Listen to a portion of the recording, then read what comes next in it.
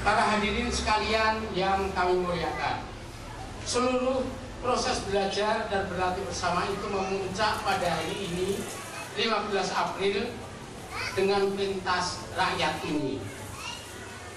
Dan hari ini 15 April 2007, Radio Nederland berusia 60 tahun.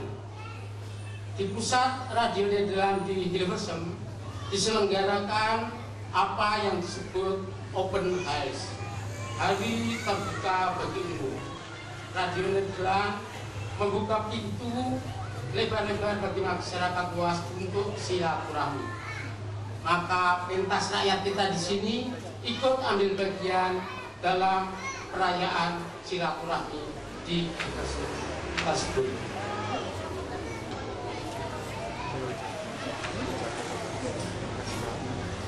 Memang secara resmi Radio Nederland didirikan pada 15 April 1947. Namun sejarah siaran Belanda ke luar negeri atau siaran internasional sejatinya sudah dimulai 20 tahun sebelumnya pada 11 Maret 1927 sesuai tingkat perkembangan teknologi zamannya. Setelah melalui proses panjang puluhan tahun, saat ini Radio Nederland menjadi lembaga multimedia internasional. Di samping lewat siaran radio, Radio Nederland juga bekerja lewat televisi dan internet untuk menyajikan berita, informasi dan budaya kepada jutaan orang di seluruh dunia dalam bahasa Belanda, bahasa Indonesia, bahasa Spanyol, bahasa Portugis, Prancis, bahasa Sarnami, bahasa Papiamento, dan bahasa Arab. Radio Nederland juga mempunyai pusat pelatihan dan pendidikannya tersendiri yang telah memberikan pelatihan kepada ribuan jurnalis dan profesional media dari banyak negara berkembang ke seluruh dunia. Siaran Radio Nederland dalam bahasa Indonesia bisa dipantau lewat gelombang pendek dan atau lewat sekitar, saya lupa persis, tapi sekitar 70 radio mitra yang tersebar di seluruh Indonesia. Nanti teman kami yang ada di belakang yang memang memegang urusan radio-radio mitra ini akan mengoreksi kalau saya dulu. Mas Handaran yang di belakang sini. Jadi sebentar Mas Handaran. Yo, di Jakarta. Seluruh hadirin yang saya hormati dan muliakan, mengapa Radio Nederland bersama pengamen?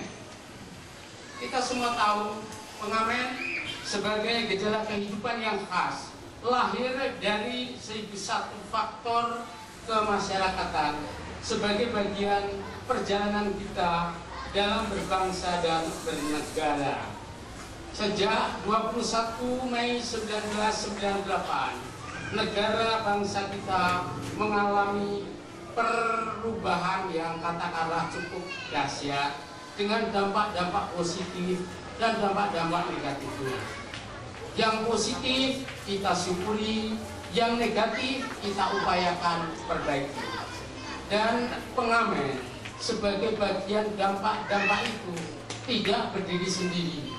Pengamen adalah menjadi bagian pekerjaan rumah bangsa yang berdiri sejajar dengan masalah misalnya lingkungan hidup, permasalahan sampah, kesemrawutan lalu lintas, dan hal yang lain-lain. Permasalahan pengamen tentu saja membutuhkan uluran kerja, pikiran, tenaga dari banyak pihak.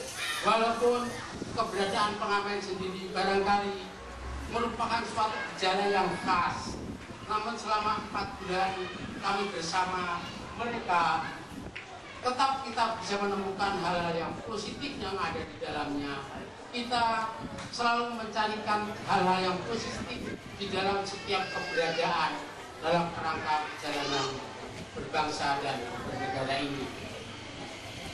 Dan akhirnya nanti selama pelatihan berlatih selama 4 bulan itu kami menghasilkan bagiannya adalah yang kami sajikan pada siang hari ini. Kami mohon maaf karena keterbatasan kami mungkin banyak kekurangannya dan sebagainya. Terima kasih atas perhatiannya.